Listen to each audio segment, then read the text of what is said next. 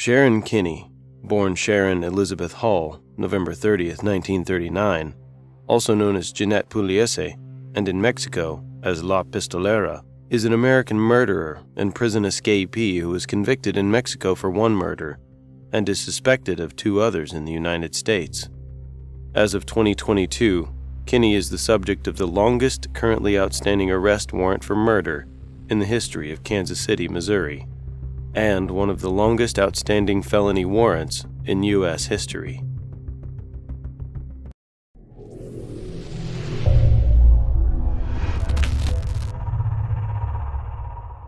Welcome to today's episode of How Strange.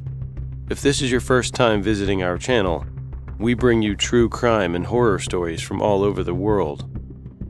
Do click on that subscribe button, turn on notifications, and you won't miss any of our videos. Have you done that? Let's get back to today's true crime story.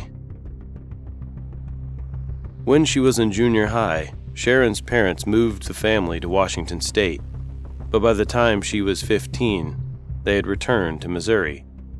In the summer of 1956, at age 16, Sharon met 22-year-old college student James Kinney at a church function, and the couple dated regularly until James returned to Brigham Young University in the fall.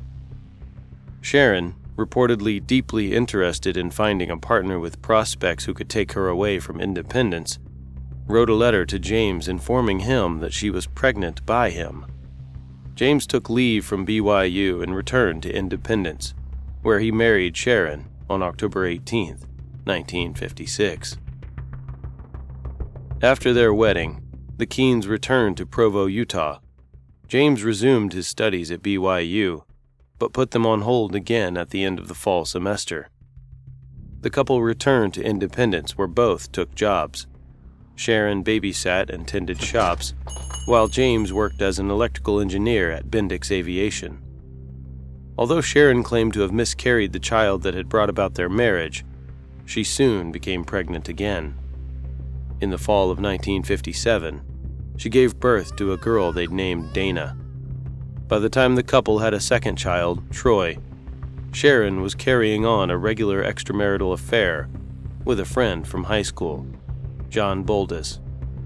By early 1960, James was contemplating divorce, partially because of Sharon's spending habits and partially because he strongly suspected her infidelity. He spoke to his parents about the possibility of divorce on March 18, 1960, telling them that Sharon had agreed to give him one if he allowed her to keep the house, gave her custody of the couple's daughter, and paid her $1,000 in alimony. James's parents, devout Mormons, encouraged him to stay in the marriage. Sharon, too, was thinking about ways out of the marriage. According to Boldis, she once offered him $1,000 to kill her husband, or find someone who would, although he later claimed that she may have been joking. According to Sharon, on March 19, 1960, at around 5:30 in the evening, she heard a gunshot from the direction of the bedroom in which James was sleeping. Entering the room, she found 2.5-year-old Dana on the bed next to her father. Dana was holding one of James's guns, a high-standard .22 target pistol, and James was bleeding from an apparent gunshot wound in the back of his head.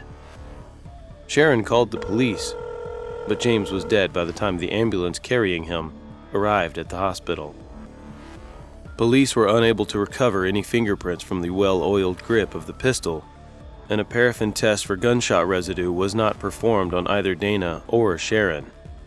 Multiple people, including family and neighbors, told police that James had often allowed Dana to play with his guns, and in a test by investigating officers, Dana proved able to pull the trigger on a gun matching the one that had killed her father.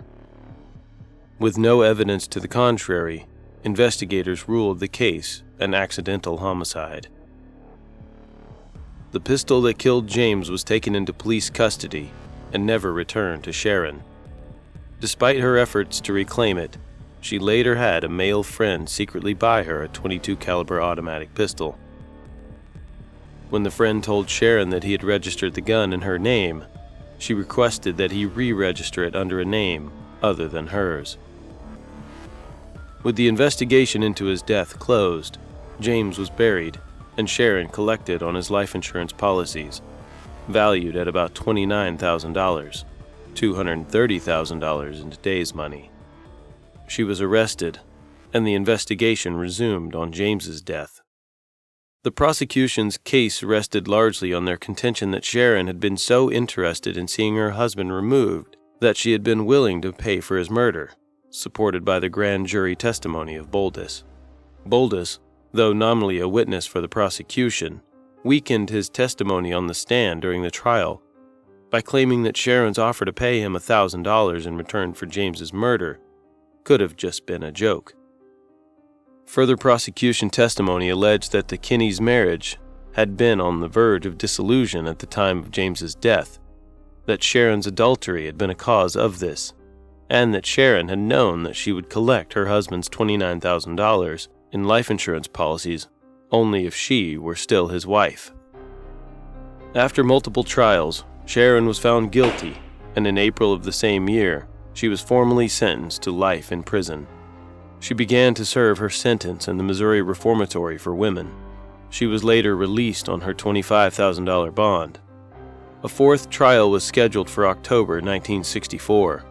However, in September, Sharon, still free on her $25,000 bond, traveled to Mexico with an alleged lover, Francis Samuel Pugliese, leaving her children with James's father and traveling as Pugliese's wife under the name Jeanette Pugliese.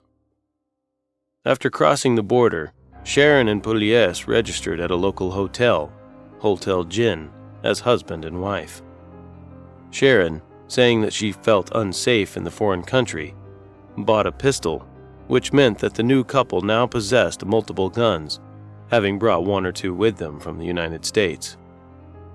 On the night of September 18, 1964, Sharon left the hotel without Pugliese, either to acquire money because the couple was running low, or to get medicine that she required. She encountered Francisco Paredes Ordóñez, a Mexican-born American citizen, at a bar, and accompanied him back to his hotel room in Hotel Lavada.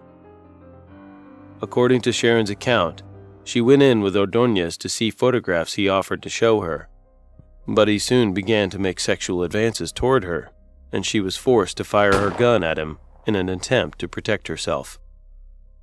Sharon maintained later that she had no intention of harming or even killing Ordóñez. She had intended only to frighten him, but her bullet struck him in the chest and killed him. Responding to the sound of gunfire, hotel employee Enrique Martinez Rueda entered the room. Sharon fired again and hit Rueda in the shoulder. Wounded, Rueda fled the room, locking Sharon inside, and called the police. Police responding to Hotel Lavada arrested Sharon on charges of homicide and assault with a deadly weapon. Sharon maintained that she had not intended to harm Ordóñez, and that she had fired her weapon at Rueda because she feared that he, too, was coming in to attack her. Police searched her purse, finding a gun and 50 cartridges, and then the couple's room at Hotel Gin, where they found 2 more guns and another supply of cartridges. Pugliese, cleared of the charges against him, was deported to the United States, but Sharon was convicted on October 18th of homicide of Ordóñez. Despite rumors that she would receive probation and be deported like Pugliese, Sharon was instead sentenced to a 10-year prison term for her murder. When she was officially notified of the sentence the next day, she asserted that she would appeal her conviction. The appeal, rather than overturning her sentence, lengthened it. The 3-man Superior Court which heard Sharon's case overturned one aspect of her conviction, charges of attempted robbery, but upheld her murder conviction and increased her sentence from 10 to 13 years, saying that her original sentence had been too lenient. On December 7, 1969, Kinney was not present for a routine 5 p.m. roll call at the Ixtapalapan prison where she was serving her sentence. Her absence was not officially noted until she also failed to show up at a second roll call later that evening. The news of her escape was not reported to Mexico City police until 2 o'clock the following morning. A manhunt was then arranged, initially focusing on the northern Mexican states due to authorities' belief that Sharon may have been heading for the last known whereabouts of a former inmate to whom she had grown close while they were in prison together. The search also encompassed countrywide transport hubs and eventually circled back to the Mexico City area. U.S. authorities, including the FBI, were also alerted of Mexican authorities' belief that Sharon may have been attempting to work her way back into her native country, but the FBI noted that it was unlikely to have jurisdiction in the case. Initial police speculation was that Sharon had bribed guards to look the other way while she escaped the prison.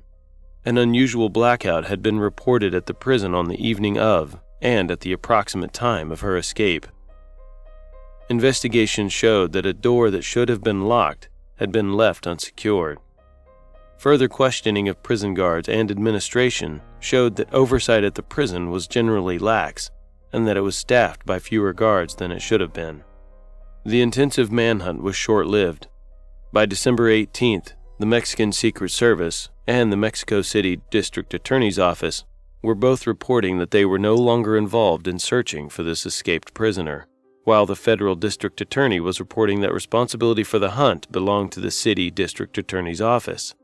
Investigators speculated that Sharon had already crossed the border from Mexico into Guatemala, making the purpose of a Mexican manhunt moot. They noted that she was fluent in Spanish after her years in Mexican prison, and could therefore get along rather well in nearly any Spanish-speaking area of the world. Despite vowing to keep the case open and their investigation running until Sharon was back in custody, authorities were forced to admit by the end of December of 1969 that they had run out of investigative leads to pursue. More than 50 years after her escape, Sharon Kinne remains at large. Her whereabouts and ultimate fate are unknown.